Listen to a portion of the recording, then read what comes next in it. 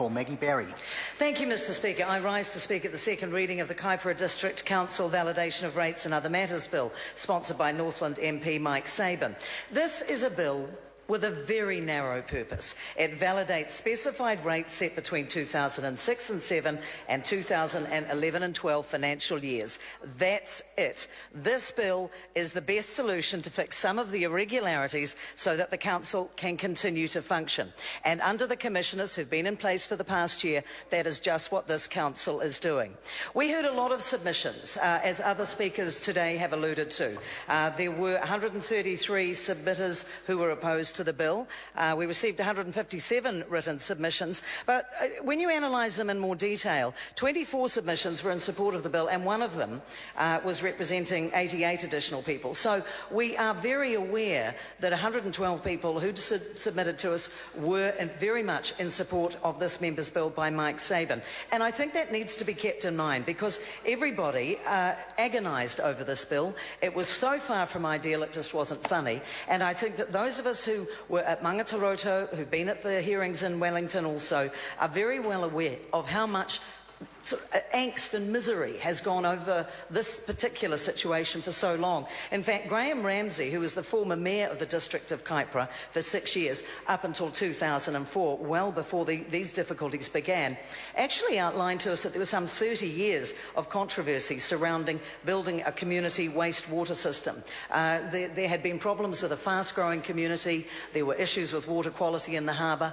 Nobody had any accord and any agreement, and against that background, a deeply divided community came up with a solution and elected a council who did them wrong, who did the wrong thing.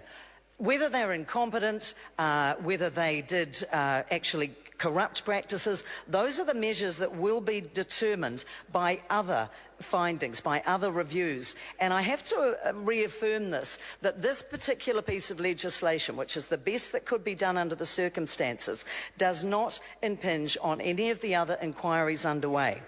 The Office of the Auditor-General inquiry into the Eco-Care sewerage scheme, the independent inquiry of the Auditor, and the Commissioner's inquiry into matters aside from the above, including actions of the former CEO, will all continue. And this piece of legislation does not impinge on that. What it does allow people to do is get on with life.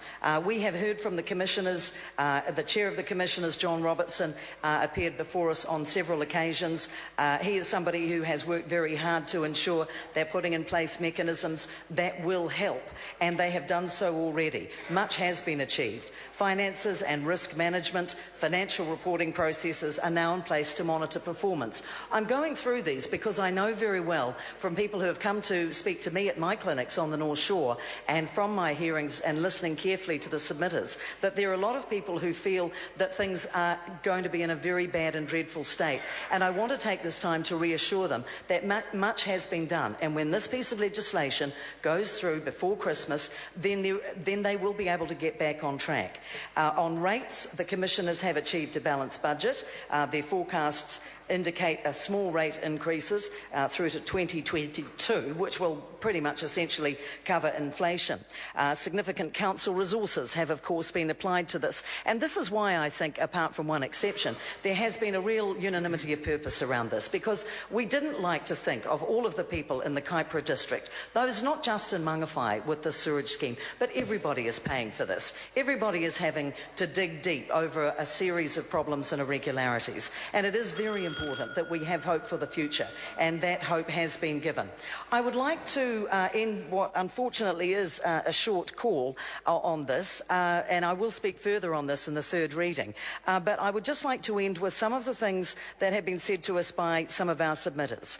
That there is no solution going forward, that they cannot have justice in this district by withholding revenue from the council. Clause 14, as others have said, will enable everybody who wants to have their day in court and to hold people accountable. I agree with the sponsoring member Mike Sabin that the auditors and others probably have a case to answer, and this is not a get out of jail free card at all. The people who have submitted to us, I'll end with Graham Ramsey, commends this legislation because passing it does not excuse, he says, past mistakes nor absolve decision makers and advisors from responsibility. Rather, it provides a basis on which they can move forward and rebuild the trust and mend the broken relationships. Thank you, Mr. Speaker. I understand the next call is a split call. The Honourable Marianne Street. Thank you very much, Mr. Speaker. It doesn't give me a great deal